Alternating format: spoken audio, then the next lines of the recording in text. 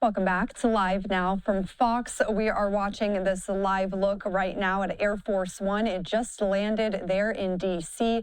We are waiting for President Trump to exit. A little bit earlier aboard that flight, President Trump taking questions from some reporters. We brought a little bit of that to you before we had the video portion. We want to bring you that full clip. This is President Trump speaking to reporters aboard Air Force One in the last hour. Let's listen.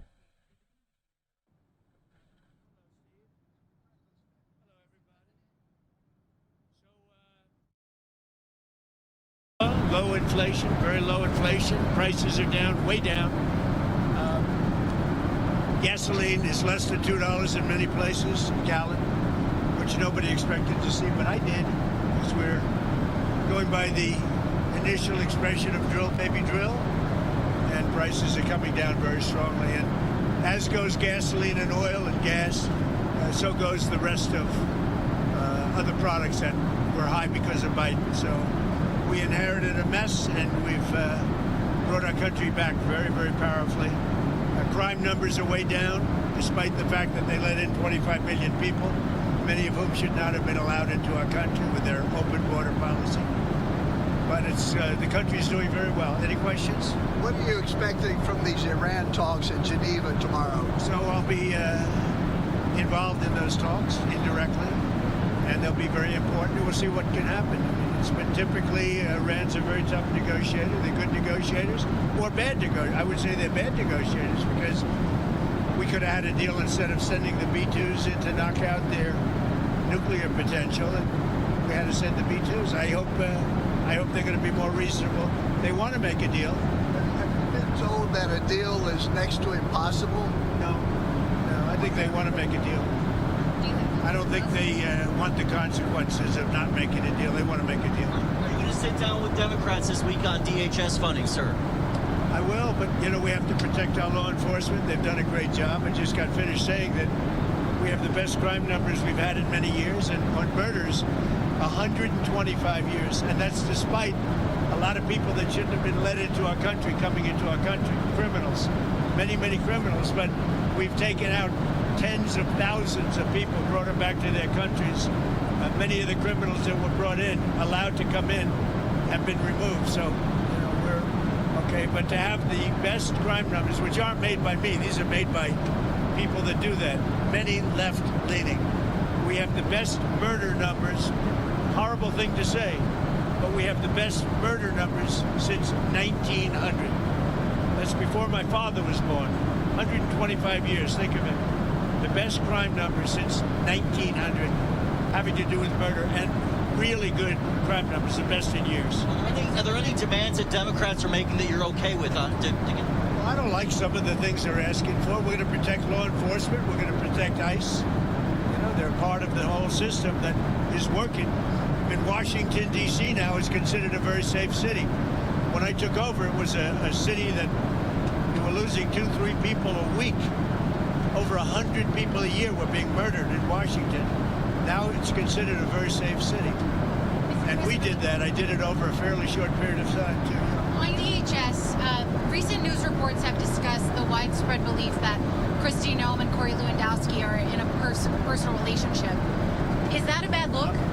Recent news reports have discussed the possibility that Kristi Noem and Corey Lewandowski are in a close personal relationship. Is that a bad look, and do you think she'll be in the job much longer? I don't know about that. I haven't heard that. I'll find out about it, but I have not heard it. Do you think will you give your State of the Union speech if we're still in a shutdown next week? Well, I think I would. Wouldn't bother me. I would give it, yeah. How are the negotiations going? With what? Which one? We have a lot of negotiations. No, with the government shutdown. This is a Democrat shutdown. This has nothing to do with Republicans. This is a Democrat shutdown. They're upset that the crime numbers are so good. They're very unhappy that the crime numbers are so good. They're very unhappy that there's a movement for getting voter ID. They want voter ID. The population, 98%, want voter ID. They don't want voter ID because they want to cheat at elections. They also want other things. They don't want mail-in ballots. They want to end mail-in ballots, which is corrupt. And one other thing that they're insisting on is proof of citizenship. And the Democrats don't want to give proof of citizenship. They don't want to give voter ID. Think of it. Who wouldn't want proof of citizenship? I ask you, Steve. Who wouldn't want voter ID? And why would you want mail-in ballots if you know it's corrupt? It's a corrupt system. We're the only country in the world that has this system of mail-in ballots. Think of it. The only country in the world that has this system of mail-in ballots, because they cheat. And the fact is they could never get elected if they ever changed. They know it. If you had voter ID, if you had proof of citizenship, they could never win an election. And they know that. And they're fighting to the hilt. And I put this down with men playing in women's sports. I put it down with transgender for everybody. I put it down with their horrible open border policy as being ridiculous. They don't want voter ID. No voter ID. And I put that down in the same category with men playing in women's sports. I'm going to add a fourth category. They don't want voter ID. Go ahead. So Hillary Clinton said in an interview today that she and her husband are getting pulled into the Epstein matter to divert attention from you and that your administration has something to hide. What's your response to that? I have nothing to hide. I've been exonerated. I have nothing to do with Jeffrey Epstein. They went in hoping that they'd find it and found just the opposite. I've been totally exonerated. In fact, Jeffrey Epstein was fighting that I don't get elected with some author, a sleazebag, by the way. And I've been totally exonerated. No, they're getting pulled in, and that's their problem. I don't know. They're going to have to see what happens. But I watched her in Munich, and she seriously has Trump derangement syndrome. Do you think that she should publicly testify? You know, I've been totally exonerated on Epstein. And it's really interesting because they've been pulled in. Think of it. They've been pulled in. Clinton and many other Democrats have been pulled in, yeah. The USS Gerald Ford, which is sprinting from the Caribbean to the Middle East, is about to hit its 8-month deployment mark. Usually they're deployed for about 6 months or so. Is there any concern that U.S. carriers are being stretched too thin? I'll answer the question later. Mr. President, you're warning Cuba to make a deal. What does that deal look like? What do you want them to do? Cuba is right now a failed nation. They don't even have jet fuel to get for airplanes to take off. They're clogging up their runway. We're talking to Cuba right now. I have Marco Rubio talking to Cuba right now. And they should absolutely make a deal because it's really a humanitarian threat. And we have a lot of great Cuban Americans, and they're going to be very happy when they're going to be able to go back and say hello to their relatives and do things that they should have been allowed to do for a long time. I'm very interested in the people that are here that were treated so badly by Castro and the Cuban authorities. They have been treated horribly. So we'll see how it all turns out. But Cuba and us, we are talking. In the meantime, there's an embargo. There's no oil. There's no money. There's no anything. If a deal isn't made, would you consider an operation like the one in Venezuela? I don't want to answer that. Why would I answer that? If I was, it wouldn't be a very tough operation, as you could figure. But I don't think that'll be necessary. Mr. President, Marco Rubio received really positive reviews in Munich. Is there very good reviews? Is there a scenario in which you would support him at the top of the ticket in 28? Something I don't have to worry about now. I've got 3 years to go. So it's something I don't have to worry. JD's fantastic and Marco's, they're both fantastic. I think Marco did a great job in Munich. President Xi, in your talk with him recently, it warned about sending more weapons to Taiwan. What was your response to him? Are you going to send more weapons to Taiwan? I have a response. I'm talking to him about it. We had a good conversation, and we'll make a determination pretty soon. Tell us about your trip We have to... a very good relationship with President Xi. Tell us In about... fact, I'll be going, I guess, in April. I'm sorry. Tell us about your trip to Rome, Georgia on Thursday, your trip to Marjorie Taylor Greene's old district. Well, we have a lot of people that want to take Marjorie Taylor Greene's place. And many, many candidates, and I have to choose one. And they say whoever I endorse is going to win. But we have a lot of good candidates who want to take her place. So your Court of Peace meets for the first time this week. You said it could be the most consequential international organization ever. That's a high bar. What do you want for this first meeting? Well, I think it can be. We're going to have all world leaders. They're putting up tremendous amounts of money.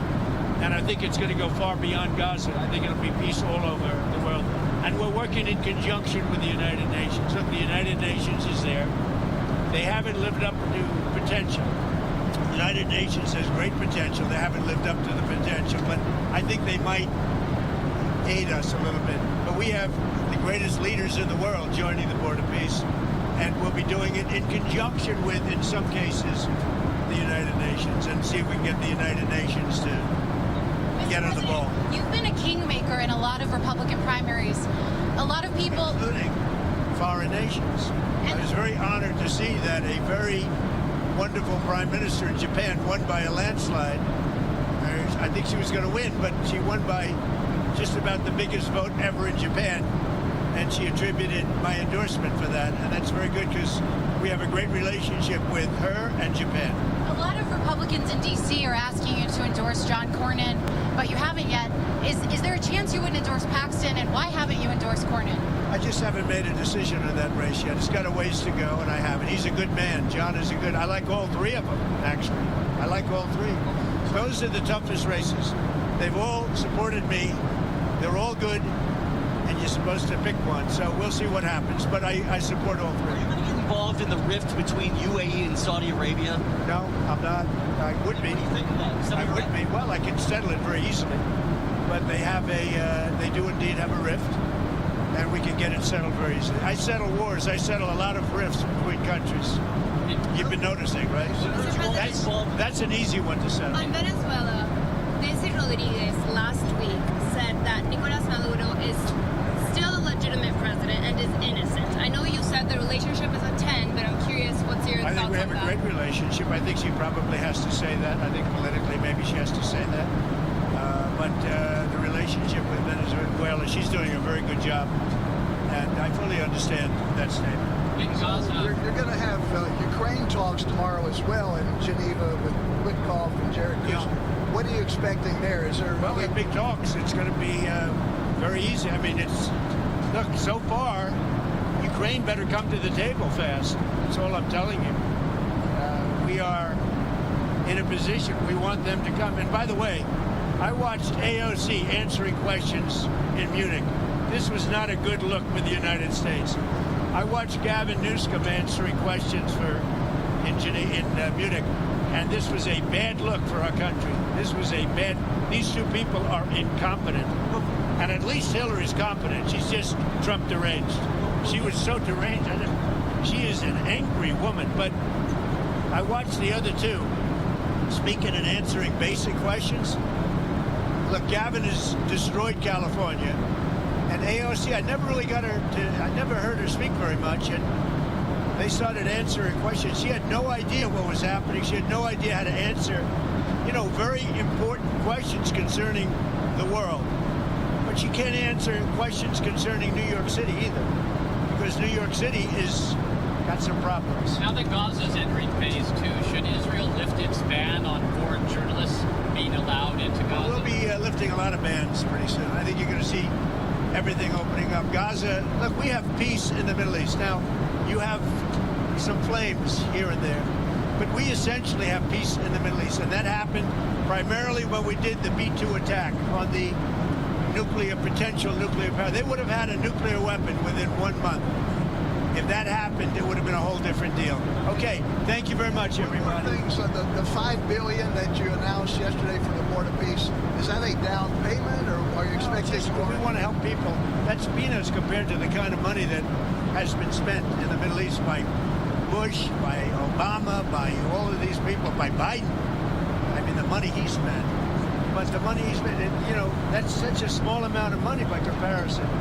But we want to make it successful. I think it has the chance to be the most consequential board ever assembled of any kind. What was called for Ron DeSantis? Great. We had a great time. We had Ron and a couple of other people, two great coaches, as you know. The two greatest coaches, I would say, certainly in college football. And we had a good time playing golf. Thank you very much. I didn't get to play today because I'm working on other things, very important things, much more important than golf. Thank you very much. Melania for Valentine's, Mr. President? She's on the plane. Melania's on the plane. We have a movie star on the plane. Did you have any Valentine's Day plans with her? Did I what? Did you do anything for Valentine's with her? Did you give her flowers? I better not tell you that. Goodbye, everybody. That's the toughest question. No, she's very, I'm proud of the fact, her movie's so successful. It's a tremendous hit. And she does a good job. She does very consequential work. I think you're going to see in the end that she's going to go down as one of the truly great first ladies. When you see what she's doing with Russia, Ukraine, and so many of the other things she's doing, she's done a good job. She works very hard. Is Westmore invited to the White House this week, Mr. President? Just so you understand, the governors were all other than two. One was from Colorado, where he's got a 73-year-old woman who's probably got serious cancer, confined, and for some time in solitary confinement because she pointed out the voter theft that was taking place. In other words, she pointed it out. They arrested her and they gave her a 9-year sentence. And he better let her go because it's a disgrace. And the other guy's just a bad governor. He's not doing a good job. Wes Moore, he's doing a terrible job. And you can see that. Well, I didn't invite those two. If the rest of them don't want to show up, that's okay. I hear they're coming, a lot of them. The White House is a great place to be. But no, I don't like the job that Wes Moore's doing. I don't like the job he's doing at the bridge. I don't like the fact that he did that horrible, with the pipes and the Potomac. And he's not doing the job. They got to do it. And I'm going to have to get the federal government involved in getting it fixed because he can't fix anything. Thank you very much.